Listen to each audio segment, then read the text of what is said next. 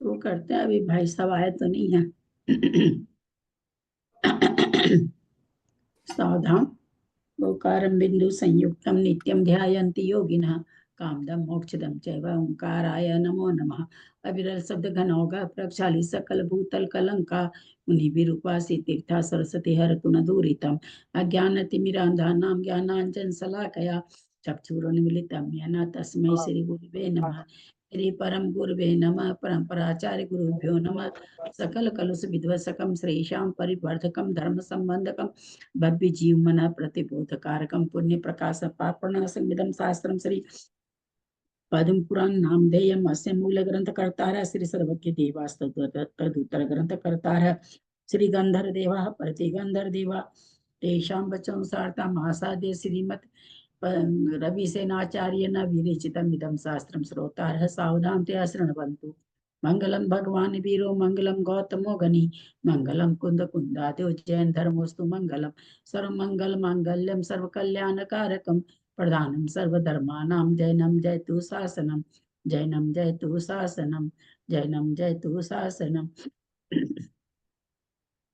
सरस्वती नमस्तुभ्यं वरदे काम रूपिणी विद्यारंभम करिष्यामि सिद्धिर्भवतु मे सदा।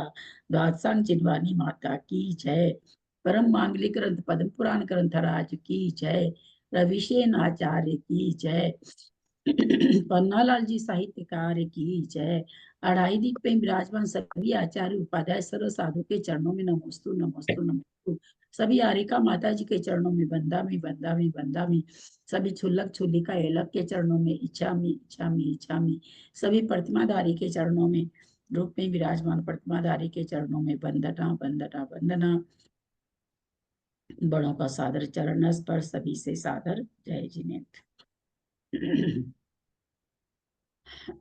आज भाई साहब अभी आए नहीं है, 60वें पर्व का वो समरी करने वाले हैं, नहीं आते हैं जब तक हम लोग आगे कहाँ चल रहे हैं, वहां से आगे थोड़ा पढ़ लें।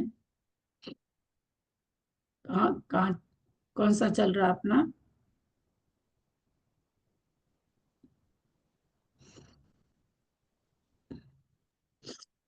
आज हो गया 100 तो पढ़ेंगे, इससे क्या बचेगा? कौन सा है? क्या चीज बोले? पेज नंबर कौन सा है? नहीं 61 हो गया क्या? कल 61 हो गया था। 61 तो हो गया था। संस्कृत भी हो गया, संस्कृत नहीं हुआ था ना? संस्कृत भी हो गया था क्या? 61 पूरा हो गया था, शायद हो गया था ना। 61 तो हो गया था, ये तो हो गया था 61। 62 शुरू होगा क्या? बस इन्हें इसका संस्कृत हुआ नहीं, मालूम नहीं, हमको याद नहीं है संस्कृत का। 61 का संस्कृत हो गया था क्या? जो लोग, कल तो रविवार था क्या? कल रविवार था, परसों? परसों का बात है। हाँ, परसों हम थे नहीं, मैं तो हम भी नहीं थे परसों। जो लोग मैं थे पढ़ दूं क्या संस्कृत? हाँ, हिंदी हो गया था, 61 नंबर संस्कृत का की मालूम नहीं है, संस्कृत याद नहीं है, हुआ नहीं हुआ। चॉइस जाता ही है, खाली चॉइस ही है, तो पढ़ दूं क्या संस्कृत? प्रणाम बाकी है अभी, बाकी ने संस्कृत है। हाँ पढ़ लीजिए। कौन सा पैर है दीदी? 61। दीदी दीदी प्रणाम, जय जिनेन्द्र। जय जिनेन्द्र। दीदी आप कहाँ पे हो अभी? बेंगलोर। बेंगलोर में इतनी ठंड पड़ रही है, आपको सोल कान में मफलर बांधे हुए देखती हूँ, तो मैं बोले कहाँ पे हो आप? हाँ, थोड़ी तबीयत ठीक नहीं है, ठंड लगती है हमको। अच्छा, क्या क्या हुआ? सर्दी जुकाम गया है कुछ? आपके यहाँ ठंड नहीं है क्या? आपके यहाँ हाँ? ठंड नहीं है क्या? नहीं, आपके यहाँ यहाँ बॉम्बे ठंड में तो नहीं एसी पंखा चल रहा है। बम्बई में तो ठंड पड़ती नहीं ना, वहां तो पंखा ही चलता है। दिल्ली में भी बड़ी ठंड है भाई। हाँ, बम्बई दिल्ली में एसी बहुत ठंड है। एसी पंखे सब चल रहे हैं यहाँ तो।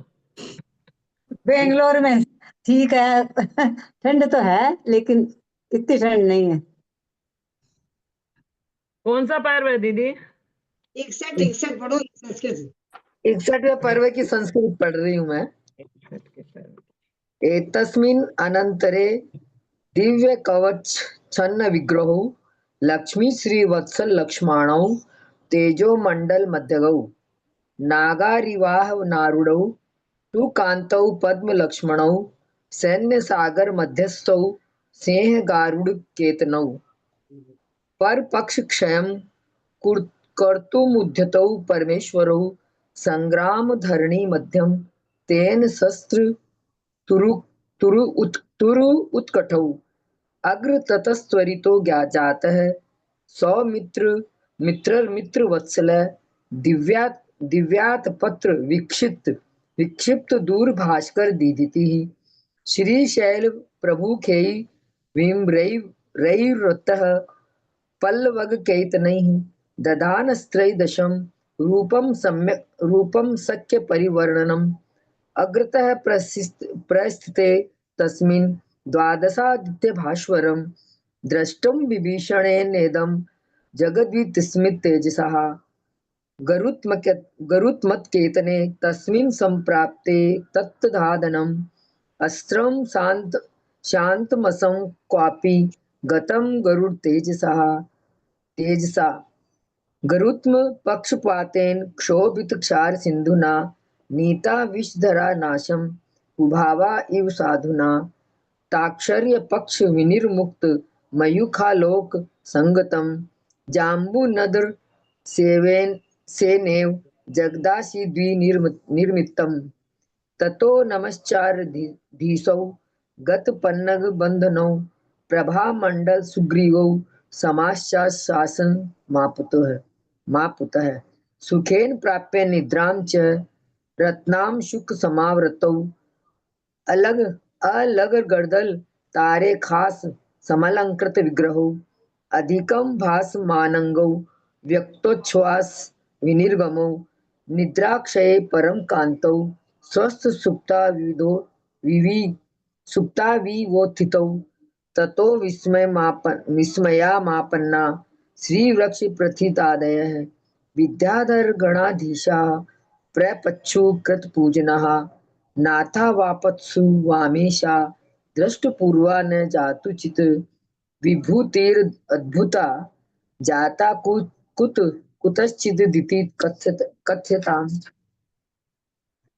वाहना वस्त्र संपत्ति रात्र पुत्रे पराधृति ध्वजौ रत्नानि चित्राणि श्रूयते दिव्यमीदृशम् पद्मनाभस्ततो अगाधाधिक्येभ्यो हिण्डन्मनात्मनः उपसर्गे च शैलाग्रे देशगोत्र विभूषयो चतुरानन अयोगेन स्थितियोर्देव देवनिर्मितं प्रातिहार्य समुद्भूतं केवलं च सुरागमम् गरुडेन्द्रस्य तोषं च परिप्राप्तिवरस्य च अनुध्यान प्रयोगेन महाविद्या समागमम् ततस्ते अवहिता श्रुत्वा परमां योगी संकथाम् इदमुचुः परिप्राप्ताः प्रमोदं विकचाननः इहेव लोके विकटं परं यशो मति प्रगल्भत्वमुद्धार चेष्टितम् अवाव्यप्यते पुण्यविधिश्च निर्मलो नरेण भक्त्यार्पित साधु सेवया तथा न माता तथा न पिता न वा सुहृत सहोदरा वा कुरुते नृणां प्रियं प्रदाय धर्मे मतिमुत्तमां यथा हितं परं साधुजन सुबोधयाम् इति प्रशंसार्पित भाविताश्चिरं जिनेन्द्र मार्गोन्नति विस्मितः परं बलं स नारायणमाश्रिता बभूर्महाविभूत्या समुपाश्रिता नृपः भव्याम्बोज महासुख सुमुत्सकरी श्रुत्वा पवित्रां कथा सर्वे हर्षमहारसोदधिगता प्रीतिं ददाना परां तौ निद्रोजित पुण्डरीकनयनौ सम्प्राप्त देवार्चनौ ते विद्याधर पुंगवाः सुरसमाः सर्वात्मपूजनयन उपात्त पुण्यो जननान्तरे जनः करोतिं योगं परमैरुतोत्सवे न केवलं तस्य परस्य भूयसा रविर्यथा सर्वपदार्थदर्शनात् इत्यार्षेण रविसेनाचार्य प्रोक्ते पद्मपुराणे सुग्रीव भामण्डल संवासनं नामेक षष्ठीतम पर्वम समाप्तम। जय जिनेन्द्र। भाई अभी भाई साहब तो नहीं आए हैं। पढ़ो हिंदी। इसके आगे वाला पर्व का हिंदी पढ़ लीजिए। अंजना जी आप पढ़ेंगे तो पढ़ हाँ। लीजिए। हाँ, मैं मैं पढ़ूँ पढ़ क्या आज? मैं पढ़ूँ क्या आज? 2 दिन हो गए। मैं पढ़ूं मैं पढ़ूं आज। हैं? दीदी ठीक है, पढ़िए। शर्मिला बोल रही हूँ, मैं पढ़ूँ क्या? कौन, अंजना जी पढ़ रहे हैं क्या? ठीक है, आप पढ़िए दीदी। हाँ, ठीक है। अर्थांतर दूसरे दिन जिन्हें महापराक्रम उत्पन्न हुआ था, जो कर्म को जानने में निपुण एवं युद्ध के लिए जिन्होंने सब हेलो। सामग्री ग्रहण की थी, ऐसे रणवाकुरे वीर युद्ध के लिए उद्यत हुए। वानरों की सेना से समस्त आकाश को निरंतर व्याप्त देख तथा शंखों और दुंदुभियों के शब्दों से मिली हाथियों और घोड़ों की आवाज सुन कैलाश को उठाने वाला वीर रावण भी भाइयों के आदि के साथ निकला। रावण अत्यंत बलवती बुद्धि का धारक था, मानी था, आदर से युक्त था, देवों के समान शोभा से सहित था, सत्व और प्रताप से युक्त था, सेना रूपी सागर से घिरा हुआ था और शस्त्र से उत्पन्न तेज के द्वारा संसार को जलाता हुआ सा जान पड़ता था। तदनंतर जिन्होंने उठकर वचन बांध रखे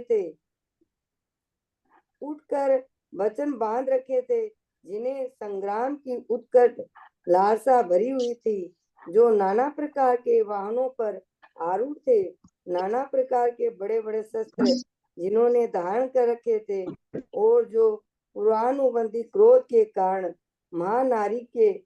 नारकी के समान जान पड़ते थे, ऐसे धीर वीर योद्धा परस्पर मार काट करने में लग गए। चक्र भैया बास खड़ग भैया जी आ गए। आ गए क्या? हाँ, ठीक है।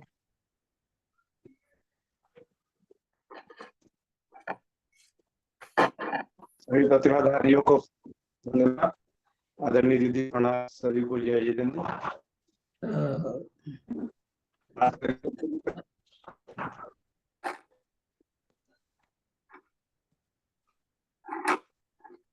छठवें पर्व का रिवीजन करने जा रहे हैं। छठवें पर्व में भैया जी आपका आवाज नहीं आ रहा है क्लियर। आवाज ही नहीं आ रहा है क्लियर क्या? क्लियर नहीं आ रहा है? नेटवर्क सही नहीं है क्या?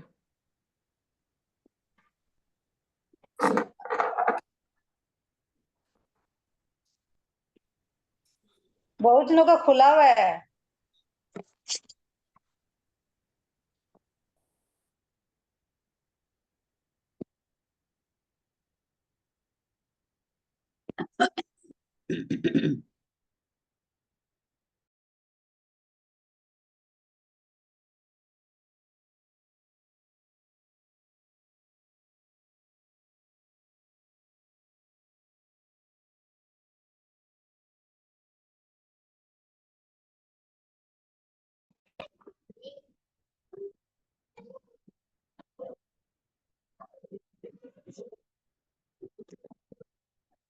आवाज आ रही है क्या?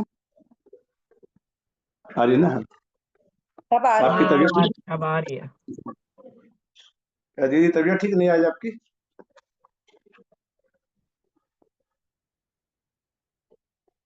छठवें पर्व का हम लोग आज रिवीजन करेंगे। जो छठवें पर्व में युद्ध भूमि का बहुत ही सचित्र वर्णन किया गया है। ऐसा लगता है मानो आचार्य महाराज युद्ध भूमि का आंखों देखा हाल सुना रहे हैं। इतना यहाँ पर चित्रवत वर्णन किया गया है कि हस्त और प्रहस्त वीरों को मरा सुन दूसरे दिन उत्कट क्रोध से भरे हुए बहुत से योद्धा युद्ध करने के लिए उद्यत हुए। कि हम लोगों ने पिछले पर्व में पढ़ा था कि जो हस्त और प्रहस्त जो सबसे पहले लंका नगरी से निकले थे वे मार डाले गए, और उनकी कथा भी हमने सुनी कि नल और नील का उनके साथ पूर्वजों का क्या वैर था, जिसके कारण उनका वध हुआ। तो अब उसका प्रतिशोध लेने के लिए बहुत से योद्धा वहां पर युद्ध भूमि में आए हैं, जिनके कुछ नाम बताए हैं। अनेक नाम यहाँ पर प्राप्त हुए हैं। मारीच, सिंह जघन, स्वयंभू, शंभू आदि से लेकर गंभीर, निरद आदि तक के बड़े बड़े उग्र योद्धा यहाँ पर युद्ध भूमि में आकर एकत्र हुए हैं राक्षस सेना की ओर से। ये सभी योद्धा कवच धारण कर युद्ध के लिए तैयार थे। सिंह और परिपुष्ट घोड़ों से जुते हुए रथों पर ये आरूढ़ थे और वानर वंशियों की सेना को क्षोभित करते हुए वहां आ पहुंचे। उन राक्षस वंशी उत्तमोत्तम राजाओं का आते देख वानर वंश के प्रधान राजा युद्ध करने के लिए उद्यत हुए। उन वानर वंशियों के भी राजाओं का नाम दिया है जो कि वहां युद्ध करने के लिए प्रस्तुत हुए। वे थे मदन, अंकुर, संताप, प्रस्थित, आक्रोश, नंदन आदि अनेक राजा वहां पर वानर वंशियों की ओर से भी आए थे। दोनों पक्षों के लोगों का एक दूसरे को ललकार ललकार कर भयंकर युद्ध हुआ। सब ताल ठोक करके एक दूसरे को ललकार रहे थे युद्ध के लिए जो योद्धा लोग थे। उस समय में युद्ध में संताप मारीच को चाह रहा था। बहुत ही सुंदर शब्दावली का प्रयोग किया है कि संताप मारीच को चाह रहा था। संताप हमने पढ़ा वानर वंशी सेना में था, तो वह मारीच को चाह रहा था अर्थात उससे युद्ध की चाहना कर रहा था। प्रथित सिंह जघन को, प्रथित राक्षस सेना में था, प्रथित नाम आया है जो कि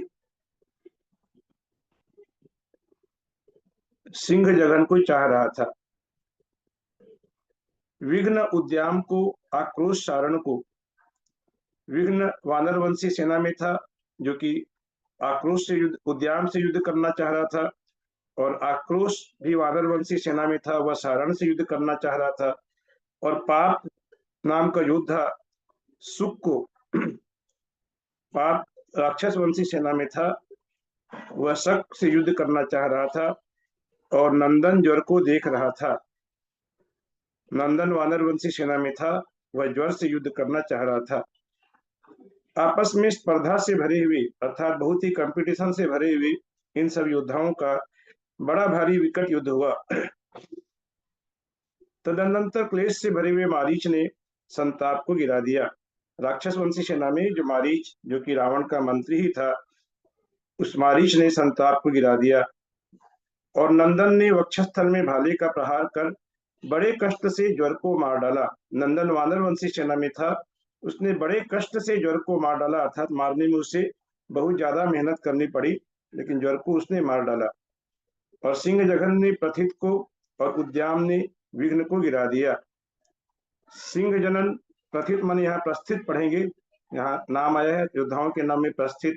तो सिंह जघन राक्षस सेना से उसने वानर सेना के प्रस्थित को मार गिराया। और उद्याम ने विघ्न को, उद्याम भी राक्षस सेना का योद्धा था, उसने वानर वंशी विघ्न योद्धा को मार गिराया। इस प्रकार ये पहले राउंड का युद्ध हुआ है, इसमें हमने पाया है कि 3 योद्धा वानर सेना के, वानर वंशियों के मार डाले गए राक्षस सेनाओं के द्वारा। और राक्षस सेना का एकमात्र योद्धा हताहत हुआ, जिसका नाम क्या पढ़ा, सिंह जघन। तो ये पलड़ा भारी हुआ राक्षस सेना का यहाँ पर पहली बार के युद्ध में। सिंह जघन तदनंतर सूर्य अस्त हुआ और उस दिन के युद्ध का उपसंहार हुआ। इस प्रकार की ये मारकाट जो मची हुई थी, इतने होते होते सूर्य का अस्त हो गया। और रात्रि के समय, उस समय युद्ध नहीं होता था, यह एक प्रोटोकॉल नियम था ऐसा कि रात्रि को युद्ध नहीं किया जाए। तो युद्ध का उपसंहार हुआ। अपने अपने पति को मरा सुनकर स्त्रियां शोक रूपी सागर में निमग्न हुई और उस रात्रि को अनंत रात्रि अर्थात बहुत भारी रात्रि मानने लगी। भैया जी, हाँ जी, ये सिंह जगन और सिंह दमन अलग अलग है क्या? सिंह जघन ही नाम आया है ना। को विघ्न, मारीच के बाद सेकंड नाम है सिंह जघन राक्षस सेना में, और यहाँ भी सिंह जघन ही लिखा है कि सिंह जघन को प्रथित ने सिंह जघन को मारा। हाँ, लेकिन यहाँ पे ये 16वां श्लोक में इसमें लिखा हुआ है सिंह दमन को बुलाया। 16वें श्लोक में तो सिंह दमन कोई अलग होगा, इसको तो मार ही दिया ना, इसको तो मार डाला, इसको तो सिंह जघन को तो मार दिया। हाँ तो अलग अलग है ना दोनों। हाँ अलग होगा, प्रथित ने सिंह जघन को मार दिया यहाँ पर। तो ये रात्रि को बहुत भारी मानने लगी, भैया जिनके जी सिंह पति, जनन ने प्रथित को मारा है। सिंह हाँ जनन जी ने हाँ, प्रथित को मारा है। प्रथित प्रथित प्रथित को माने नहीं मारा। यहाँ एक्चुअली यहाँ प्रथित लिखा है, लेकिन ऊपर नाम में प्रस्थित लिखा है, तो प्रस्थित को ही नहीं वो तो हमको ठीक है, पढ़ना चाहिए। पर कि सिंह सिंह प्रस्थित, जनिन ने मारा ना प्रथित को, सिंह जनिन तो जीत गया नहीं ना। नहीं, प्रथित ने सिंह प्रतीक जघन ने को सिंह मारा। दमन को मारा। ये पढ़िए 11वां पढ़ो ना आप। हाँ नहीं, सिंह जगन 8वें ने में दिया मैंने, प्रथित को, प्रतीक ने सिंह दमन को मारा। सिंह जघन ने, हाँ सिंह जघन ने प्रतीक प्रथित को को मारा। मारा है, सिंह जगन अभी है। सिंह सिंह जगन जघन ने तो अभी प्रथित है, को मारा। उसने हाँ प्रथित सिंह को सिंह मारा जगन है। अभी है, प्रतीक को मारा है उसने। उसने सिंह प्रथित को जघन मारा है। राक्षस सेना वाला था, उसने प्रथित को हाँ मारा। हाँ हाँ। हाँ, वानर वंशियों ने मारा किसको? वानर वंशियों ने मारा नंदन ने ज्वर को मार डाला। नंदन वानर वंशी में था, एकमात्र उसी ने ज्वर को मारा, बाकी तीनों योद्धा वानर वंशियों के मारे गए। तो ये रात्रि हुई, और वे रात्रि को वे स्त्रियां बहुत भारी मानने लगी। दूसरे दिन फिर तीव्र क्रोध से भरे हुए वज्राक्षी, छपितारी, मिगिंद दमन, विधि, शंभु आदि ये राक्षस पक्ष के और उनसे भिन्न दूसरे वानर पक्ष के योद्धा युद्ध करने के लिए दूसरे दिन फिर से ये युद्ध भूमि में सब तैयार होकर आ गए। जन्मांतरों में संचित क्रोध कर्म के तीव्र उदय से वे अपने जीवन से निष्प्रिय हो भयंकर युद्ध करने में जुट पड़े। ये जो यहाँ पर आमने सामने खड़े हुए हैं, ये सभी योद्धा जो आमने सामने हैं, इनके जन्म जन्मांतरों के वैर चले आ रहे थे। जैसा कि हमने इस कथा में पढ़ा था, हस्त और प्रशस्त की कथा में, तो ये सब पर लागू होती है कि सभी आपस के पूर्व जन्मों के वैर के कारण यहाँ युद्ध भूमि का निमित्त उन्हें प्राप्त हुआ है, और ये अपनी जान की परवाह भी नहीं करके ये भयंकर युद्ध करने में ये योद्धा जुट पड़े हैं। महाक्रोध से भरे संक्रोध ने छपितारी को ललकारा, भुजाओं से सुशोभित बलि ने सिंह दमन को बुलाया, और वितापी ने विधि को पुकारा। सब अपने अपने बराबरी के जो योद्धा हैं उनसे युद्ध करना चाह रहे हैं, उनको ललकार ललकार करके सभी युद्ध के लिए बुला रहे हैं। इस प्रकार महायुद्ध होने लगा, और जिनके नामों का पता भी नहीं था, ऐसे अनेक योद्धा, माने जितने नाम बताए हैं ये कुछ प्रमुख प्रमुख योद्धाओं के, इसके अलावा अनेक लाखों लाखों योद्धा थे वहां पर जिनको नामों का कोई पता भी नहीं है। वे योद्धा मर मर कर इस प्रकार गिरने लगे मानो पत्थरों की वर्षा हो रही हो, युद्ध भूमि में मानो पत्थर गिर रहे हो, उस प्रकार से योद्धा कट कट कर गिर रहे थे। जिस पर पहले प्रहार किया गया था, ऐसे शार्दूल ने वज्रोदर को मारा। दीर्घ काल तक युद्ध करने वाले संक्रोध को छपितारी ने मार डाला, और शंभु ने विशाल द्युति को मार गिराया। वज्रोदर रावण सेना का योद्धा था, वह मारा गया शार्दूल से। इसके बाद और बाकी योद्धा कौन किसकी तरफ के नहीं समझ में आ रहा है कि स्वयंभू ने यष्टि की चोट से विजय को मृत्यु प्राप्त करा दी। यष्टि अर्थात लाठी को कहते हैं यष्टि, तो उसने लाठी की चोट से विजय नाम के योद्धा को मार डाला, और विधि ने गदा के प्रहार से वितापी को बड़ी कठिनाई से मारा था। माने कुछ तो आसानी से मारे जा रहे थे, और कुछ योद्धा ऐसे थे जिनको बड़ी कठिनाई से बहुत मेहनत करके मार रहे थे। इस प्रकार उस समय सामंतों के द्वारा सैकड़ों सामंत मारे गए। वानर वंशियों की सेना जब इस प्रकार से नष्ट हो रही थी गाजर मूली की तरह, तब पर क्रोध से भरा सुग्रीव जब तक कवच धारण करने के लिए उद्यत हुआ, तब तक अपनी सेना से पृथ्वी को व्याप्त करता हुआ हनुमान हाथियों से जुते स्वर्णमय रथ पर सवार होकर युद्ध के लिए उठ खड़ा हुआ।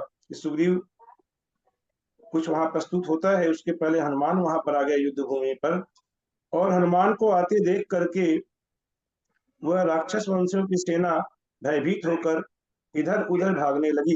किस प्रकार? जिस प्रकार सिंह को देखकर, हनुमान रूपी सिंह को देखकर वे राक्षस रूपी गायों का समूह जो है वह भयभीत होकर इधर उधर भागने लगा।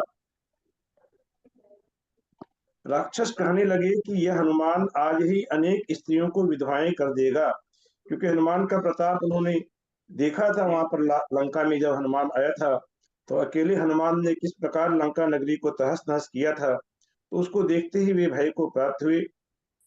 तदनंतर युद्ध का अभिलाषी राक्षसों का शिरोमणि माली हनुमान के आगे आया। ये माली जो है, ये मुझे स्मरण पूरा नहीं आ रहा है। माली रावण का चाचा या ऐसे रावण का ही कोई संबंधी है। माली सुमाली इस प्रकार के नाम थे जो पहले आए थे, तो वही माली है ये, जो रावण का कोई खास रिश्तेदारी है। और वह हनुमान के आगे आया। सो हनुमान ने भी बाण निकालकर उसके सामने जा पहुंचा। कानों तक खींच खींच कर चढ़ाए हुए बाणों से दोनों का महायुद्ध हुआ, अर्थात माली का और हनुमान का वहां महायुद्ध हुआ। और योग युद्ध करने में तत्पर सचिवों के साथ, रथी रथियों के साथ, घुड़सवार घुड़सवारों के साथ जूझ पड़े। सभी अपने अपने बराबरी वालों से वहां युद्ध कर रहे थे। ऐसा नहीं था कि बहुत भारी योद्धा कोई सामान्य योद्धा के साथ लड़ रहा था, ऐसा नहीं। अपनी अपनी घुड़सवार के साथ, सचिव अर्थात जो मंत्री है वे मंत्रियों के साथ, इस प्रकार की वहां मारकाट मची हुई थी। हनुमान की शक्ति से माली को नष्ट हुआ देख वज्रोदर, जो मैंने पहले कहा था कि वज्रोदर रावण सेना का था, वह वज्रोदर उसके सामने आया। लेकिन यहाँ पर एक कंफ्यूजन है कि ऊपर लिखा है शार्दूल ने वज्रोदर को मारा, अब यहाँ फिर लिखा है कि वज्रोदर उसके सामने आया। हो सकता है ये कोई दूसरा वज्रोदर होगा जो सामने आया। तो चिरकाल तक युद्ध करने के बाद हनुमान ने जब उस वज्रोदर को रथ से रहित कर दिया, तब वह दूसरे रथ पर सवार होकर हनुमान की ओर दौड़ा। हनुमान ने उसे पुनः रथ रहित कर दिया और उसके ऊपर वायु के समान वेगशाली अपना रथ चढ़ा दिया, अर्थात वज्रोदर को हनुमान ने 2 बार रथ से रहित कर दिया, जिससे रथ को खींचने वाले हाथियों के पैरों से चूर चूर होकर उसने रणांगण में शीघ्र ही प्राण छोड़ दिए। वज्रोदर मारा गया हनुमान के पराक्रम से। अब हुंकार से भी रहित हो गया, अर्थात कुछ देर पहले तक जो वज्रोदर हुंकार भर रहा था, ललकार रहा था, अब वह प्राण उसके पखेरु उड़ गए और वह किसी भी प्रकार की हुंकार आदि अब नहीं कर पा रहा था। तदनंतर रावण का जम्बूमाली नाम का प्रसिद्ध बलवान पुत्र अपने पक्ष के लोगों की मृत्यु से कुपित हो हनुमान के सामने खड़ा हुआ। हनुमान के आते ही युद्ध का पासा पलट गया था और वानर सेना में जो उत्साह भर गया था, उसे देख करके अब रावण का पुत्र स्वयं वहां हनुमान के सामने आकर खड़ा हुआ है और उसने हनुमान की ध्वजा को छेद डाला। ध्वजा के छेद से हर्षित हुए हनुमान ने उसके धनुष और कवच को जीर्ण तीर्ण के समान जर्जरता को प्राप्त करा दी, कि हनुमान को जरा भी खेद नहीं हुआ कि उसकी ध्वजा को छेद दिया है, बल्कि उसने जैसे को तैसा उसे किया, उसके धनुष और कवच को उसने तोड़ दिया, अर्थात उसका धनुष और कवच दोनों ही तोड़ दिए। इधर जम्बूमाली ने तत्काल ही दूसरा मजबूत कवच धारण किया और तीक्ष्ण बाणों के द्वारा हनुमान के वक्षस्थल पर प्रहार किया। जब हनुमान के वक्षस्थल पर उसने मजबूत प्रहार किया जम्बूमाली ने, तो हनुमान इतने पराक्रमी थे कि उन्हें उन बाणों से ऐसे सुख का अनुभव हुआ मानो बाल नीलकमल की मुरझाए हुए नालों के स्पर्श से उत्पन्न हुए सुख का ही अनुभव कर रहे थे। हनुमान को जरा भी कष्ट नहीं हुआ और उन्हें बल्कि सुख हुआ। ऐसे हनुमान ने षष्ठी के चंद्रमा के समान कुटिल बाण के समान जम्बूमाली के रथ में जुटे हुए महाउद्धत 100 सिंह छोड़ दिए। अब यहाँ पर एक बहुत बड़ी घटना हो गई युद्ध भूमि में, क्या कि जम्बूमाली के रथ में जो 100 सिंह जुटे हुए थे, उन सिंहों को हनुमान ने वहां छोड़ दिया, उनको उस रथ से अलग कर दिया।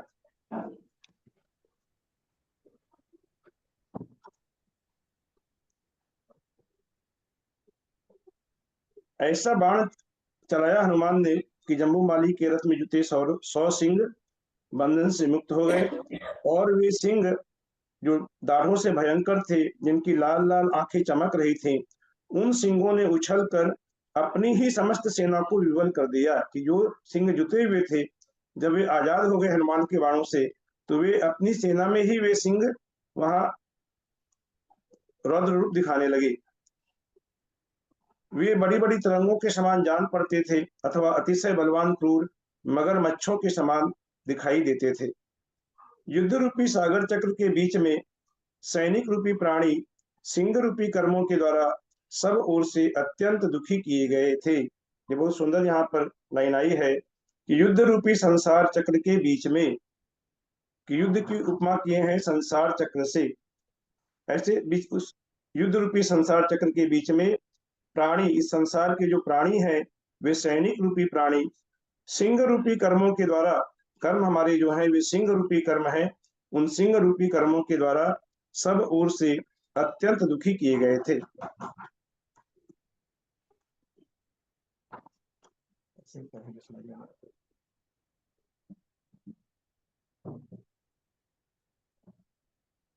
घोड़े, मदोन्मत्त हाथी और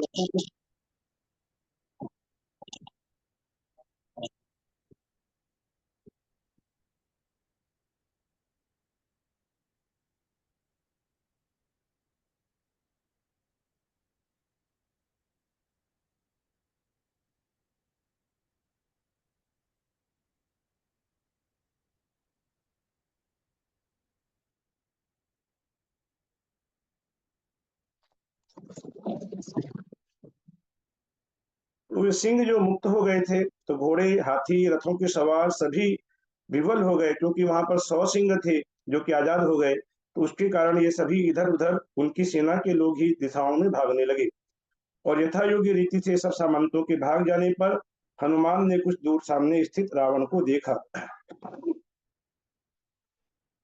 रावण अत्यंत देदीप्यमान सिंहों से युक्त रथ पर सवार होकर बाण खींचकर रावण की ओर दौड़ा। रावण नहीं, हनुमान भी सिंहों से युक्त रथ पर सवार था। वह रावण की ओर दौड़ा। अपनी सेना को सिंहों के द्वारा त्रासित तथा यमराज के समान दुर्धर हनुमान को पास आया देख रावण ने जो ही युद्ध का विचार किया, अर्थात रावण ने देखा कि सिंहों के द्वारा उसकी स्वयं की सेना ही भयभीत होकर इधर उधर भाग रही है और ये यमराज के समान हनुमान सामने आ रहा है, तो रावण ने स्वयं युद्ध करने का विचार किया। तो उसी समय उसके पास बैठा महोदर क्रोधपूर्वक उठ खड़ा हुआ, अर्थात महोदर ने रावण को युद्ध करने नहीं दिया। महोदर स्वयं युद्ध करने के लिए तत्पर हुआ। जब तक महोदर और हनुमान का युद्ध होता है, तब तक वे छूटे हुए सिंह धीरे धीरे बुद्धिमान स्वामियों के द्वारा पकड़ लिए गए, कि जो सिंह छूटे थे उनको वश में कर लिया गया रावण के जो महाबली योद्धा थे उनके द्वारा। सिंहों के वशीभूत होने पर अब सिंह वश में आ गए, तो वह एक जो बड़ा संकट आ गया था सेना पर वह टल गया। तो वशीभूत होने पर जिनका तीव्र क्रोध बढ़ रहा था, ऐसे समस्त राक्षस पवन पुत्र हनुमान पर टूट पड़े। जिस प्रकार दुर्जन मनुष्यों के द्वारा कहे हुए दुर्वचन संयमी मनुष्य के कंपन उत्पन्न करने वाले नहीं होते, उसी प्रकार राक्षसों के द्वारा छोड़े हुए बाणों के समूह हनुमान के कंपन करने वाले नहीं हुए। इतने सब मिलकर के एक साथ जो हनुमान पर आक्रमण करने लगे, उससे भी हनुमान जरा भी विचलित नहीं हुए, उनके हृदय में कोई भी कंपन नहीं हुआ। हनुमान को बहुत अधिक राक्षसों के द्वारा अकेले हनुमान को घिरा हुआ देख वानर पक्ष के योद्धा युद्ध के लिए उद्यत हुए, जिनमें अनेक योद्धाओं के नाम आए। नल, नील, प्रीतिंकर, विराधित आदि योद्धा वहां पर उद्यत हुए। ये सभी योद्धा सिंह, हाथी और घोड़ों से जुटे हुए रथों पर सवार होकर बड़ी कठिनाई से रावण की सेना को रोकने के लिए उद्यत हुए। जिस प्रकार किसी अत्यंत तुच्छ पुरुष के द्वारा धारण किया हुआ व्रत परिसहों के द्वारा ध्वस्त नष्ट भ्रष्ट हो जाता है, उसी प्रकार सब ओर से आते हुए वानर पक्ष योद्धाओं से रावण की सेना ध्वस्त हो गई। किस प्रकार ध्वस्त हो गई? न तुच्छ पुरुष यदि कोई व्रत धारण करते हैं तो वो व्रत धारण नहीं कर सकते, थोड़े से परिसहों से ही वे घुटने टेक देते हैं और उनका व्रत टूट जाता है। उसी प्रकार वानर पक्ष योद्धाओं के सामने रावण की सेना ध्वस्त हो गई। अपने लोगों को व्याकुल देख रावण युद्ध करने का पुनः अभिलाषी हुआ। एक बार पहले अभिलाषी हुआ था, तब महोदर ने उसे रोक दिया।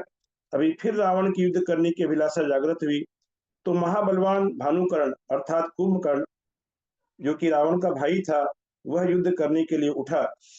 और भानुकर्ण को उठा देख ये लोग सुसेन आदि को सहारा देने के लिए पहुंचे। इस समय चंद्ररश्मि, जयस्कंद, चंद्रार्क आदि बड़े बड़े योद्धा थे। ये सब राम पक्ष के अत्यंत बलवान योद्धा ऐसा महायुद्ध करने लगे कि शत्रु सामंतों को अत्यंत दुस्सह था। शत्रु उस युद्ध को सहन नहीं कर पा रहे थे। तदनंतर रण की खाज से युक्त उन सब वीरों को क्रोध से भरे भानुकर्ण ने निद्रा नामा विद्या के द्वारा सुला दिया कि अब ये सभी इतने बड़े योद्धा जिनके नाम आए थे, ये सब युद्ध करने के लिए जब प्रस्तुत हुए और उनसे युद्ध करना दुस्सह हो रहा था, तब भानुकर्ण ने निद्रा नाम की विद्या के द्वारा उन सबको सुला दिया। और निद्रा से जिनके नेत्र घूम रहे थे, ऐसे शस्त्रों को धारण करने वाले वीरों के हाथ सब ओर से शिथिल पड़ गए। वे अब शस्त्र को धारण नहीं कर पा रहे थे, क्योंकि उन्हें युद्ध भूमि में ही नींद आ रही थी और शस्त्र उनके हाथों से गिर रहे थे। निद्रा के कारण जिनका युद्ध बंद हो गया था, जिनकी चेतना अव्यक्त हो गई थी, ऐसे उन सबको देखकर सुग्रीव ने शीघ्र ही प्रतिबोधि नाम की विद्या छोड़ी कि उसने निद्रा की विद्या के द्वारा सुलाया, तो सुग्रीव ने प्रतिबोधि विद्या के द्वारा उन सोए विद्याधरों को जागृत कर दिया। अब हनुमान आदि वीर भयंकर युद्ध करने के लिए प्रवृत्त हुए। वानर वंशियों की सेना बहुत बड़ी थी, छत्र खड्ग वाहनों से व्याप्त थी, उनकी युद्ध की लालसा समाप्त नहीं हुई थी। इसके विपरीत रावण की सेना की दशा अत्यंत अशोभनीय हो रही थी। इसलिए वानर वंशियों की सेना तथा अपनी सेना की दयनीय दशा को देखकर रावण युद्ध के लिए उत्साही हुआ। रावण तीसरी बार युद्ध के लिए उत्साही हो रहा है। पहली बार उसे रोका किसने? महोदर ने। दूसरी बार भानुकर्ण ने, और तीसरी बार उसका स्वयं का पुत्र इंद्रजित है। वह इंद्रजित रावण को रोकते हुए कहता है प्रणाम करके कि हे तात, मेरे रहते हुए इस समय कितना देर रहेगी? तो बच्चे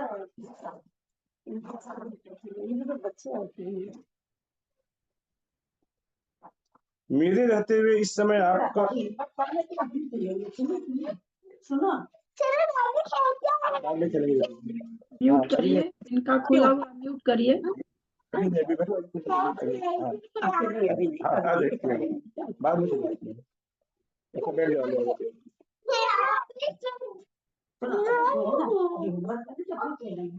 मेरे रहते हुए इस समय आपका युद्ध के लिए तत्पर होना उचित नहीं है। ऐसा होने पर मेरा जन्म निष्फलता को प्राप्त होगा, ऐसा इंद्रजित कह रहा है। इंद्रजित आगे कहता है कि जो तृण नख के द्वारा छेदा जा सकता है, वहां परशु का प्रयोग करना क्या उचित है? अर्थात रावण को परशु के समान पराक्रमी बताया कि ये जो सेना है,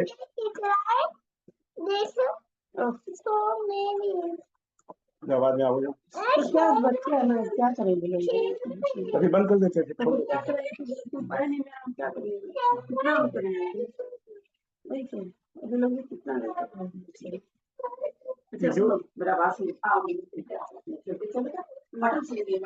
जो तृण नख के द्वारा छेदा जा सकता है,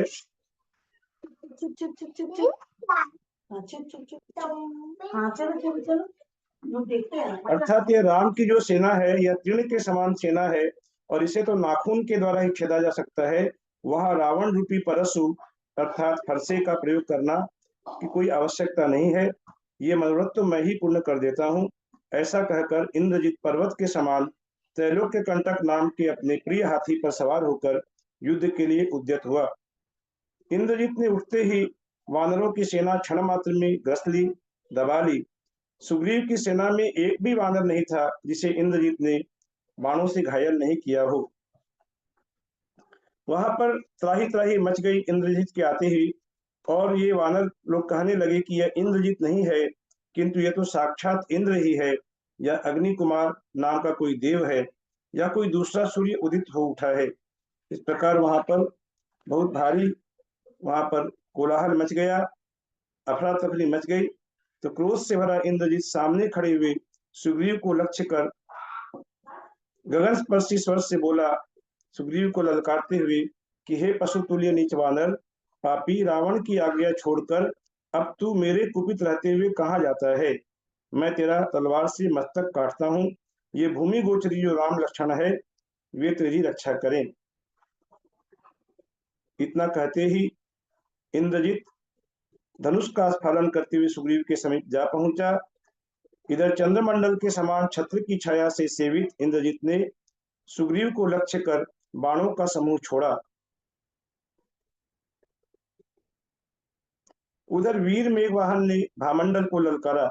मेघवाहन जो कि रावण की सेना का योद्धा था, उसने भामंडल को लटकारा और इधर से राजा विराधित ने वज्रनख को पुकारा।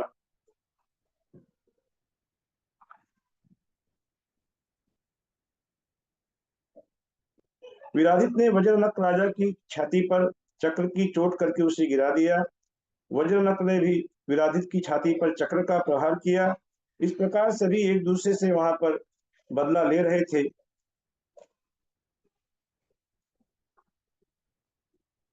ऐसे समय में लंकानाथ के पुत्र इंद्रजित ने सुग्रीव को निहत्था कर दिया, शस्त्रों से रहित कर दिया। फिर भी सुग्रीव शस्त्रों से रहित होने के बावजूद भी संग्राम से पीछे नहीं हट रहा था और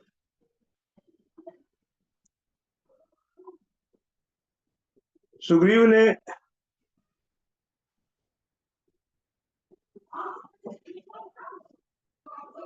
माया में युद्ध करने के लिए सुग्रीव वहां उद्यत हुआ।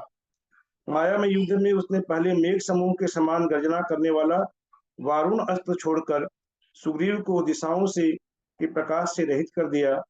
इसके बाद सुग्रीव ने भी छत्र तथा ध्वजा आदि को छेदने वाला पवन बाण चलाया, जिसके पवन बाण चलते ही इंद्रजित का वारुण अस्त्र रुई के समूह के समान कहीं चला गया। मेघवाहन ने आग्नेय बाण चलाया तो भामंडल ने उसे जला दिया। भामंडल के धनुष को मेघवाहन ने आग्नेय बाण चलाकर जला दिया।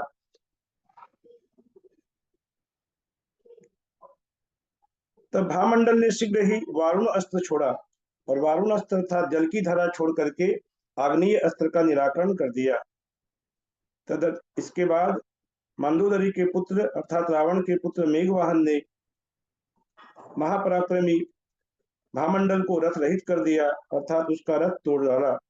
इस प्रकार यहाँ पर सभी एक दूसरे के ऊपर में प्रति आक्रमण कर रहे हैं और ऐसे समय में विद्या में शस्त्रों से युद्ध करने में कुशल विभीषण ने हाथ जोड़कर मस्तक से लगाकर राम लक्ष्मण से कहा कि जब इंद्रजित के आने के बाद रावण की सेना का पक्ष बहुत अधिक मजबूत हो रहा था, तब इंद्रजित ने कहा, ये विभीषण ने कहा कि हे राम, हे वीर लक्ष्मण, देखो ये दिशाएं इंद्रजित के द्वारा छोड़े हुए बाणों से आच्छादित हो रही हैं। मंदोदरी के पुत्रों ने सुग्रीव और भामंडल को अस्त्र रहित कर दिया है तथा अपने छोड़े हुए नाग बाणों से उन्हें बांधकर पृथ्वी पर गिरा दिया है। उधर उस कुंभकर्ण ने महायुद्ध में हनुमान को जीतकर अपने हाथों से उसे कैद कर रखा है कि हनुमान को भी कुंभकर्ण ने कैद कर लिया। यह हनुमान बलात् कैद किया गया है। रण विषादर रावण का पुत्र जब तक पृथ्वी पर पड़े हुए हनुमान सुग्रीव और भामंडल के पास शीघ्रता से नहीं पहुंचता है, तब तक मैं इन दोनों को स्वयं लेकर जाता हूं। आप इस विद्याधर सेना को आश्रय दो। विभीषण राम लक्ष्मण से इस प्रकार की बात कहता है। उधर सुतारा के पुत्र अंगद ने छिपे छिपे जाकर कुंभकर्ण का अधोवस्त्र खोल दिया। ये यहाँ पर अमर्यादित जो कार्य थे ये भी युद्ध में होते थे। तो जब युद्ध में ये लोग किसी प्रकार से उसका प्रतिकार नहीं कर पाते थे तो इस प्रकार का भी कार्य अंगद ने किया और कुंभकर्ण जब तक अपने वस्त्र को संभालने में लग गया तब तक हनुमान उसके भुजापास के मध्य से निकलकर भाग गया। अंगद के भाई अंग और चंद्रोदर के पुत्र विराधित के साथ लक्ष्मण विद्याधरों की सेना को धैर्य बंधाने के लिए आ डटा। ये सुग्रीव और विभीषण नागपाश से बंधे हैं।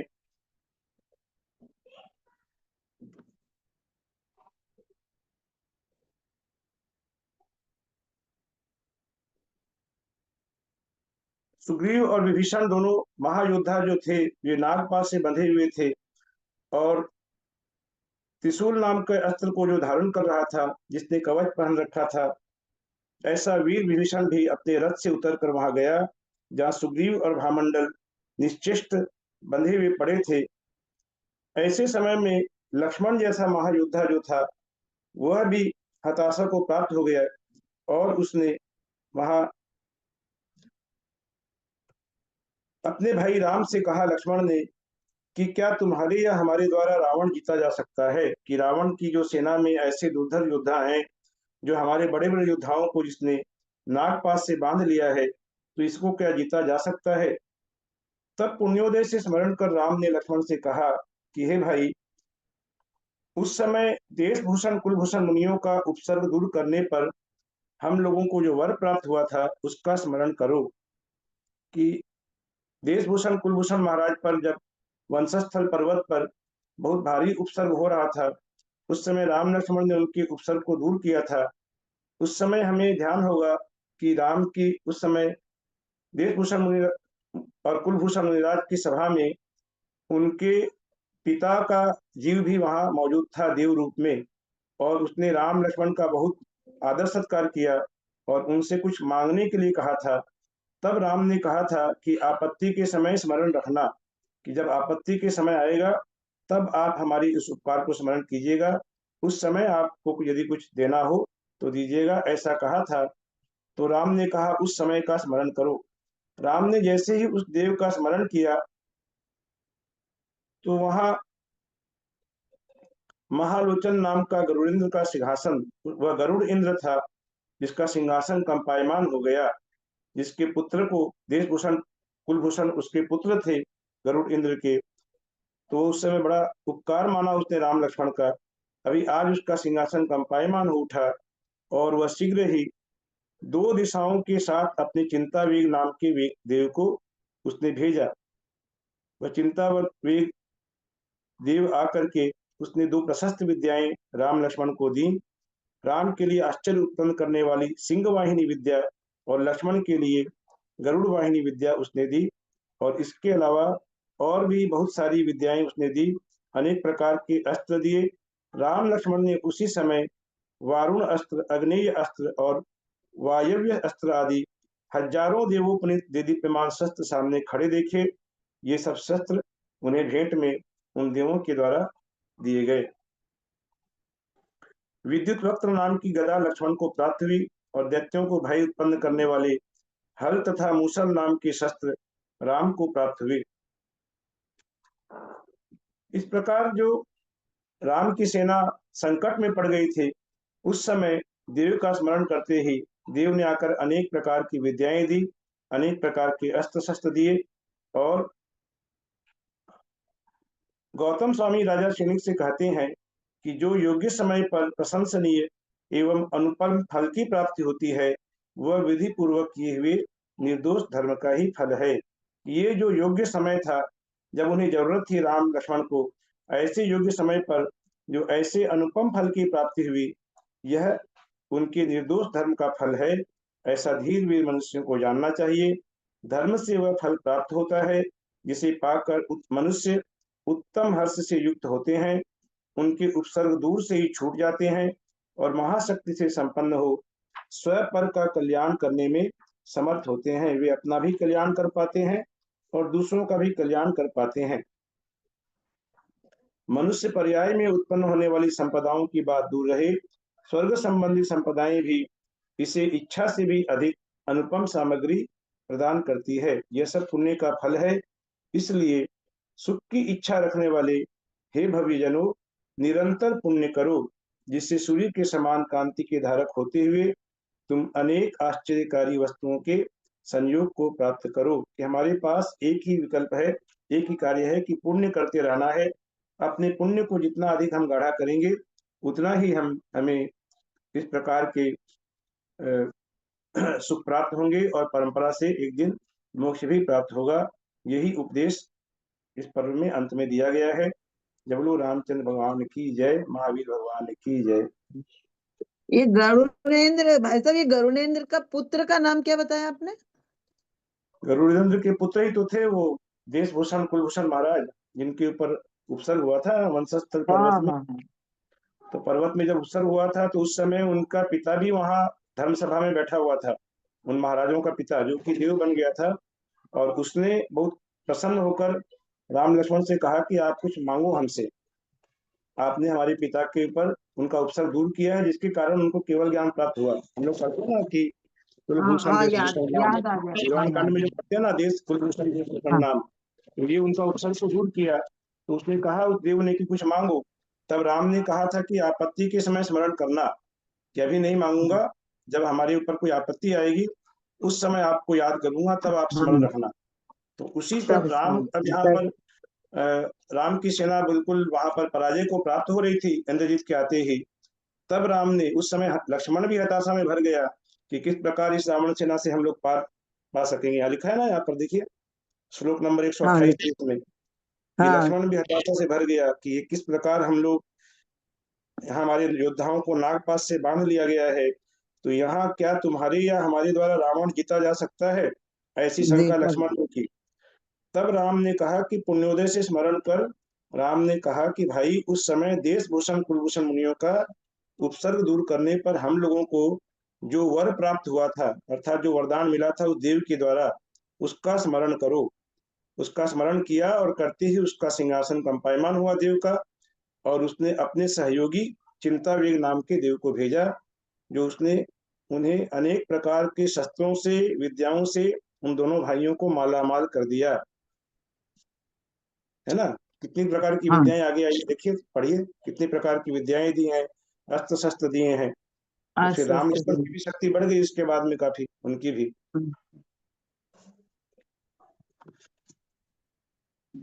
बच्चों के कारण काफी डिस्टर्ब होता है, मैं बड़ा ही विवश हूँ, कुछ कर नहीं पा रहा हूँ। बच्चे आकर के बहुत परेशान करते हैं, क्षमा कीजिएगा सभी। नहीं नहीं, क्या परेशान, बच्चे तो इसके लिए आपको क्षमा, बच्चे तो सबके बच्चे हैं, सब घर आप में दिन भर आते से आते हैं, उसके बाद बच्चे तो आपके हाँ, पास आएंगे ना, आप तुरंत बैठ जाते हैं आके।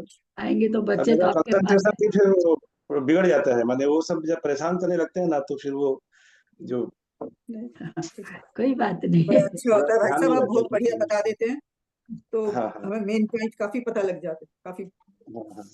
समझ बहुत बढ़िया होती है।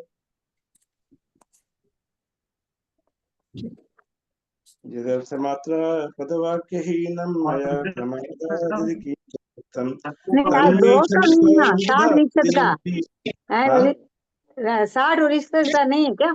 61 का नहीं है क्या आज पेपर? नहीं, 61 60 62 एक साथ होगा दीदी, कल होगा, मैंने इसके बाद नेक्स्ट जब भी होगा तो 61 62 एक साथ होगा, आज खाली 60 है। ठीक है भैया। हाँ जी। यदर्थ मात्र पदवाक्यहीनं मया प्रमादादि किंचनोक्तं तन्मे क्षमित्वा विदधातु देवी सरस्वती केवलबोधलब्धिं। बोधि समाधि परिणाम शुद्धि स्वात्मोपलब्धि शिव सौख्य सिद्धि। चिंतामणिं चिंतित वस्तु दाने तां वन्द्यमानस्य ममास्तु देवी। जवाणी के ज्ञान ते सुझे लोकालोक सोवाणी मस्तक लहित देत हो धो। हे जिनवाणी भारती तू ही जपू दिन रैन, जो तेरा शरण गहे सो पावे सुख चैन। देव जो अरहंत को गुरु से हो निर्ग्रंथ, दया धर्म पालू सदा यही मोक्ष का पंथ। बोलो द्वाद सांगी वाणी माता की जय। ठीक है।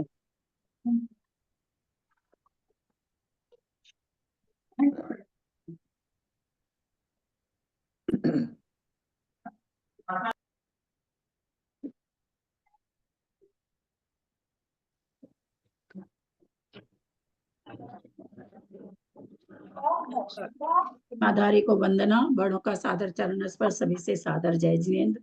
सबको परीक्षा के लिए प्रतिमाधारियों को वंदना, दीदी को सभी प्रणाम, बड़ों को सादर चरण ललिता जी को सादर सभी चरण को स्पर्श, सभी सादर बड़ों जय को जिनेन्द्र। प्रणाम। दीदी को ललिता प्रणाम, जी सभी ललिता दीदी को प्रणाम, ललिता सभी जी बड़ों को को, प्रणाम, सभी को जय टीना जिनेन्द्र। जी को प्रतिमाधारी को वंदना, सबको सादर सादर जय सादर जय जिनेन्द्र। सभी बड़ों से सादर प्रणाम, सभी से जय जिनेन्द्र। सादर जय जिनेन्द्र। प्रतिमाधारी ललिता जी को चरण स्पर्श, राजन भैया जी को प्रणाम, बड़ों को प्रणाम, जय जिनेन्द्र।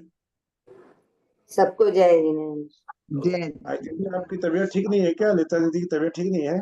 नहीं नहीं, हाँ, ठीक ठीक हूँ, हाँ ठीक हूँ, नहीं ठीक हूँ भाई साहब।